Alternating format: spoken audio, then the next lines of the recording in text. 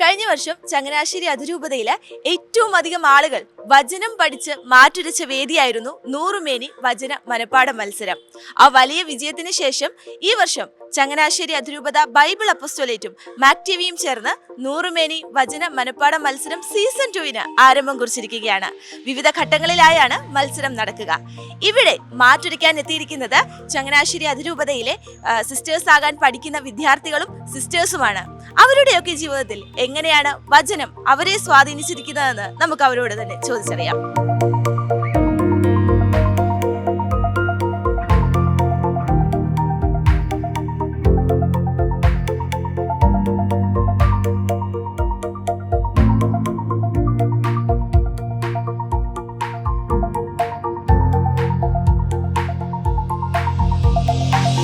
നൂറുമേനി സീസൺ 1 നമ്മൾ കണ്ടെത്തിയ 2 സിസ്റ്റേഴ്സ് ആണ്. ഇവർ കഴിഞ്ഞ വർഷവും മത്സരിച്ചു, ഇതാ ഈ വർഷം മത്സരിക്കാൻ എത്തിയിരിക്കുകയാണ്. പഠിക്കുക അല്ലേ? അപ്പൊ ഈ വർഷം എത്ര വചനം എഴുതി? 190 കൂടുതൽ എഴുതി. 200 വചനം എഴുതി. അപ്പൊ നിങ്ങൾ പഠനം, അതിൻ്റെതായ തിരക്കുകൾ, അതിൻ്റെ ഇടയ്ക്ക് എങ്ങനെ ഇങ്ങനെ സമയം കണ്ടെത്തുന്നത് വചനം പഠിക്കാനായിട്ട്? പഠനത്തിനെയും കഴിഞ്ഞ് ഭൗതികതയും കഴിഞ്ഞും കൂടുതൽ വചനമാണല്ലോ. അപ്പോൾ വചനത്തോട് നല്ല തീഷ്ണതയും സ്നേഹമുണ്ട്.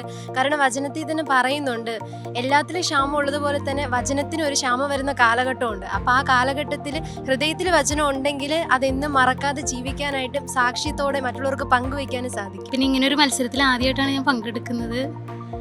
വചനം പഠിച്ചു കഴിഞ്ഞപ്പോൾ ഭയങ്കര സന്തോഷം തോന്നി. പിന്നെ അവിടെ ഹോസ്പിറ്റലായാലും മറ്റുള്ളവർക്ക് പറഞ്ഞു കൊടുക്കാനും സാധിച്ചു. ഏത് ജോലി ചെയ്യുമ്പോഴാണെങ്കിലും വചനം ചൊല്ലിക്കൊണ്ടാണെങ്കിലും വചനം പഠിച്ചുകൊണ്ടാണെങ്കിൽ ഇരട്ടി സ്പീഡിൽ നമ്മുടെ കാര്യങ്ങളോട്, അത് സ്കൂളിലെ കാര്യങ്ങളാണെങ്കിലും മഠത്തിലെ കാര്യങ്ങളാണ് നന്നായിട്ട് ചെയ്യാൻ ഈ വചനം എന്നെ ഒത്തിരി സഹായിക്കാറുണ്ട്. അതുകൊണ്ട് തന്നെ കൂടുതൽ ആർജവത്തോടെ അത് പഠിക്കാൻ തീഷ്ണത എനിക്ക് തോന്നാറുണ്ട്. കുട്ടികളെക്കായി ഉപരിയായിട്ട് എനിക്ക് അവരുടെ മാതാപിതാക്കൾക്ക് ആ വചനം പങ്കുവെച്ച് നൽകാനായിട്ട് ഒത്തിരി സാധിച്ചു. ഓരോ വചനവും ഇങ്ങനെ ക്രോഡീകരിച്ച് എഴുതി പഠിച്ചു. ഇപ്പോൾ സമയം കിട്ടുന്നതനുസരിച്ച് വചനം വായിക്കാനും വചനം എഴുതിയത് ഒന്നുകൂടെ പഠിക്കാനും ഒക്കെ ഒരു നല്ല പ്രേരണയായിരുന്നു. ഒരേപോലെയുള്ള വചനങ്ങളൊക്കെ പഠിക്കാൻ കുറച്ച് ബുദ്ധിമുട്ടായിരുന്നു. അതൊക്കെ കർത്താവിൻ്റെ അഭിഷേകം കൊണ്ട് ഞങ്ങൾ പഠിച്ചു. ഞാൻ ഇതിനു വേണ്ടിയിട്ടൊരു വലിയ തപസ് തന്നെ ചെയ്തു, ഈ വചനം പഠിക്കാനായിട്ട്. ആ ബുക്ക് കണ്ടപ്പോൾ ഒത്തിരി സന്തോഷം തോന്നി. കാരണം അതിലെ കൂടുതൽ വചനങ്ങൾ ഓൾറെഡി അറിയാമായിരുന്നു. അതുകൊണ്ട് ഒത്തിരി കഷ്ടപ്പെടേണ്ടി വന്നില്ല. ബാക്കിയുള്ള സബ്ജക്റ്റൊക്കെ നന്നായിട്ട് പഠിക്കാനായിട്ട് അനുഭവപ്പെട്ടു. ആ ഒരു അനുഭവത്തിലാണ് ഞാനിപ്പോൾ അവധിക്ക് വന്നപ്പോഴാണെങ്കിൽ ഇങ്ങനെ ഒരു എക്സാം ഉണ്ടെന്ന് അറിഞ്ഞപ്പോഴും ആ വചനം പഠിച്ചാൽ എന്താ, അപ്പോൾ എൻ്റെ മനസ്സിലേക്ക് ചിന്ത വന്നത്, ബാക്കി നമ്മൾ ബാഹ്യമായ സബ്ജക്റ്റുകളെല്ലാം ഉറക്കൊളിച്ചൊക്കെ ഇരുന്ന് പഠിക്കും, പക്ഷെ എന്തുകൊണ്ട് വചനം പഠിച്ചുകൂടാ എന്നൊരു ചിന്തയാണ് എന്നെ കൂടുതൽ ഊർജിതയാക്കിയത്. കൂടുതൽ വചനങ്ങൾ ഞാൻ വിചാരിച്ചിരിക്കുന്ന കൂടുതൽ തന്നെ വചനങ്ങളൊക്കെ എഴുതാൻ സാധിച്ചു. അതെനിക്ക് ശരിക്കും ജീവിതത്തിൻ്റെ ഒരു ഉണർവും ഉന്മേഷവും തന്നെ നൽകിയിട്ടുണ്ട്. പലപ്പോഴും പല ജീവിത സാഹചര്യങ്ങളിൽ വരുമ്പോൾ ഈ വചനം പെട്ടെന്ന് എന്തെങ്കിലുമൊക്കെ നമ്മളെന്ത് തിന്മയിലേക്ക് വീഴുമ്പോഴാണെങ്കിലും അതിലെന്തെങ്കിലും നന്മ ചെയ്യുമ്പോഴാണെങ്കിലും ഈ വചനം പെട്ടെന്ന് മനസ്സിലേക്ക് വന്ന് കൂടുതൽ നന്മ ചെയ്യാനുള്ളൊരു ഉൾപ്രേരണ ലഭിക്കുന്നുണ്ട്. കൂടുതൽ ഈശോയോടായിട്ട് അടുക്കാനായിട്ട് സാധിച്ചു. കൂടുതൽ വചനം പഠിക്കാൻ സാധിച്ചപ്പോൾ അതിൻ്റെതായ മാറ്റങ്ങളൊക്കെ. വചനം പഠിക്കുക എന്ന് പറയുന്നത് തന്നെ ഒരു ദൈവാനുഗ്രഹമാണ്. ആ അനുഗ്രഹം കിട്ടിക്കഴിയുമ്പോൾ നമ്മുടെ മനസ്സിനും ശരീരത്തിനും ആരോഗ്യം കിട്ടും, വചനത്തിൽ കൂടുതൽ വളരാനുള്ള കൃപ കിട്ടും. എനിക്ക് പഠിക്കാനായിട്ട് ആദ്യമൊക്കെ വിഷമം തോന്നി, മറന്നു പോകുന്നുണ്ടായിരുന്നു. പിന്നെ ഞാൻ ചാപ്പലിൽ പോയിരുന്ന് വചനം പഠിക്കാൻ തുടങ്ങി, ഈശോയുടെ മുമ്പിൽ പോയിരുന്ന് പഠിക്കാൻ തുടങ്ങി. അപ്പോൾ എനിക്ക് കുറച്ച് പെട്ടെന്ന് അങ്ങ് പഠിപ്പിച്ചു തന്നു. അങ്ങനെ പിന്നെ മാതാവ് വചനത്തിൻ്റെ അമ്മയാണല്ലോ, അപ്പോൾ അമ്മയും കൂടെ ഞാൻ മുറുകെ പിടിച്ചാണ് ഞാൻ പഠിച്ചത്. ഞാനിപ്പോൾ കോളേജിൽ പഠിക്കുകയാണ്. അതിന് പഠിക്കുന്നതിൻ്റെ കൂട്ടത്തിൽ തന്നെ കുറച്ച് സമയം, ഒരു 15 മിനിറ്റ് അല്ലെങ്കിൽ അരമണിക്കൂർ വചനം പഠിക്കുന്നതിന് വേണ്ടിയിട്ട് രാത്രിയിൽ വചനത്തിനായി സമയം മാറ്റിവെച്ചിട്ട് അതിന് വേണ്ടി പഠിച്ചു. വചനം പഠിക്കുന്ന ജീവിതത്തിൻ്റെ ഒരു ശക്തിയായിട്ട് എനിക്കിപ്പോഴും തോന്നി. പ്രത്യേകിച്ച് നൂറുമേനി വചന പഠനം ഒരു അനുഗ്രഹമായിരുന്നു. അപ്പം എങ്ങനെയെങ്കിലുമൊക്കെ സമയം കണ്ടെത്തി ഓരോ വചനവും വായിക്കുമ്പോൾ അതിനെക്കുറിച്ച് ധ്യാനിച്ച് ജീവിതത്തിൽ പ്രാവർത്തികമാക്കാൻ പറ്റുന്നത് നോക്കും. സ്വാഭാവികമായിട്ട് ഭയങ്കര മറവിയുള്ള കൂട്ടത്തിലാണ്. ഞാൻ ഒരിക്കലും വിചാരിച്ചില്ല ഞാൻ ഇത്രയും വചനം പഠിക്കുമെന്ന്. അതിൻ്റെ ഓർഡർ അനുസരിച്ച് ചെറിയതായിട്ടുള്ള വചനങ്ങളൊക്കെ ആദ്യം എടുത്തെഴുതി, പിന്നെ അതൊരു പേപ്പറിൽ വേറെ ഒന്നുകൂടെ ഷോർട്ടായിട്ട് എഴുതി, എന്നിട്ട് നമ്മൾ നടക്കുന്ന വഴിയും പോകുന്ന വഴി ഇരിക്കുന്ന വഴി എപ്പോഴും അല്ല ഈ വചനം നമ്മുടെ മനസ്സിലിങ്ങനെ ഓർക്കും. കുറച്ച് പഠിച്ചു കഴിഞ്ഞാൽ അത് തന്നെ വീണ്ടും വീണ്ടും ആവർത്തിക്കും. ആവർത്തിച്ചുരുവിടുന്നത് അത് നമ്മുടെ മനസ്സിന് ഒത്തിരി സന്തോഷം നൽകും. പിന്നെ ഈശോയുടെ സാന്നിധ്യം നമുക്ക് കൂടുതലായിട്ട് അനുഭവിക്കാനായിട്ടും സാധിക്കും. അത് മറന്നു പോകാതിരിക്കാനായിട്ട് സഹായിക്കും. ഒരു ഭയങ്കര ഒരു അനുഗ്രഹം തന്നെയാണ് വചനം പഠിക്കുമ്പം. ആദ്യമേ ബുദ്ധിമുട്ടായോ, ഇത് കൊട്ടേഷനും സഹിതം ഇങ്ങനെ 10, 200, 150 ഒരു വചനം പോലും കൊട്ടേഷൻ സഹിതം പഠിക്കുക എന്നുള്ളൊരു ബുദ്ധിമുട്ട് അങ്ങനെ ശ്രമിച്ചിട്ടില്ല.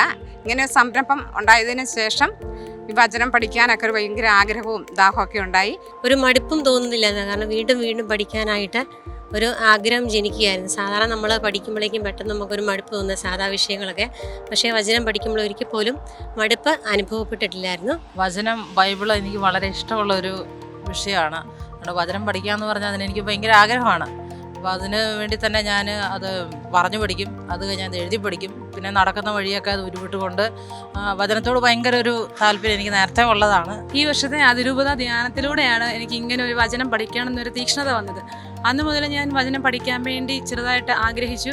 പഠിച്ചു കഴിഞ്ഞാലും എനിക്ക് വീണ്ടും വീണ്ടും അത് മറന്നു പോകുമോ അങ്ങനെ ഒരു ചിന്തയൊക്കെ ഉണ്ടായിരുന്നു. പക്ഷേ പരീക്ഷ എഴുതുന്ന സമയത്ത് എങ്ങനെയാണെന്ന് എനിക്ക് അറിഞ്ഞുകൂടാ. ഞാൻ അറിയാതെ തന്നെ ഇങ്ങനെ എഴുതിക്കൊണ്ടിരിക്കുമ്പോൾ തന്നെ പഠിച്ച വചനങ്ങളൊക്കെ അങ്ങ് മനസ്സിലേക്ക് ഇങ്ങനെ തെളിഞ്ഞു വരുമായിരുന്നു. നീ കാണുകയും കേൾക്കുകയും ചെയ്തതിനെക്കുറിച്ച് എല്ലാ മനുഷ്യരുടെ മുൻപാകെ നീ അവനെ സാക്ഷിയായിരിക്കും. അപ്പോസ്തല പ്രവർത്തനം. നമ്മുടെയൊക്കെ ജീവിതം സാക്ഷിയാണല്ലോ. ഞാനൊരു നേഴ്സാണ്, അപ്പോൾ എൻ്റെ കൂടെയുള്ളവർ പിള്ളേർക്കും ഒരു ഇൻസ്പിറേഷനാണ്.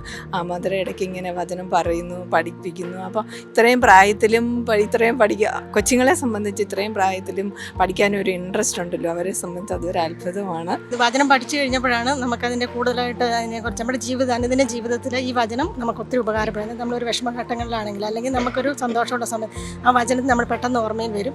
അത് നമ്മുടെ ജീവിതത്തിന് ഒത്തിരി അനുഗ്രഹദായകമായിട്ടാണ് എനിക്ക് തോന്നുന്നത്. നമുക്ക് ഈശോയെ കൂടുതൽ അറിയാൻ, ഈശോയുടെ പ്രവർത്തനങ്ങൾ, ഈശോ എന്തൊക്കെ നമുക്ക് വേണ്ടി ചെയ്തു, ഇങ്ങനെയുള്ള കാര്യങ്ങളൊക്കെ അറിയണമെങ്കിൽ നമുക്ക് വചനത്തിലൂടെ മാത്രമേ സാധിക്കുകയുള്ളൂ. വചനം പഠിക്കുക എന്നുള്ളത് ഒരു ഹരമായിട്ട് മാറിയിരിക്കുകയാണ്. അതെന്ന് പറയാൻ അതൊരു വാക്കാണ്, അത് ഹരമായിട്ട് മാറി വചനം പഠിക്കുക എന്നുള്ളത്.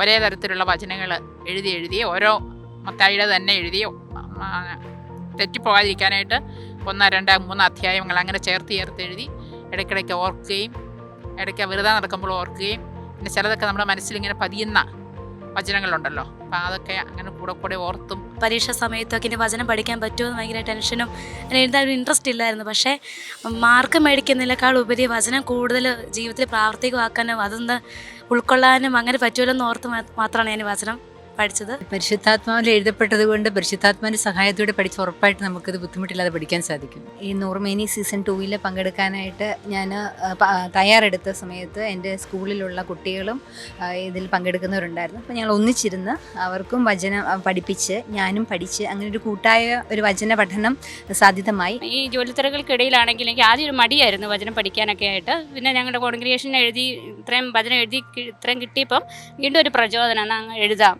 ഒന്നും അല്ലെങ്കിലും വചനത്തിന് വേണ്ടിയല്ലേ സമയം സ്പെൻഡ് ചെയ്യുന്നത്. ഇപ്പോൾ ട്രെയിനിലിരുന്ന് ഈ വചനം വായിച്ചുകൊണ്ടിരുന്നു, പഠിക്കാൻ വേണ്ടിയിട്ട് വായിച്ചതാണ്. അപ്പോൾ അടുത്തിരുന്ന ഒരാൾ എന്നോട് ചോദിച്ചു, അയാൾക്ക് മലയാളം അറിയത്തില്ല, ഇതെന്താണ്? അപ്പം ഞാൻ കാണിച്ചു കൊടുത്തു. അപ്പോൾ ഞാൻ ഒരു വാചകം ഹിന്ദിയിൽ എഴുതി കൊടുത്തു, ഒരു വാക്യം. അപ്പോൾ അയാൾക്ക് ആ വാക്യം വായിച്ചിട്ട് ഭയങ്കര സന്തോഷം. അയാളൊരു കറക്റ്റ് ഹിന്ദിയാണല്ലോ ഇത്.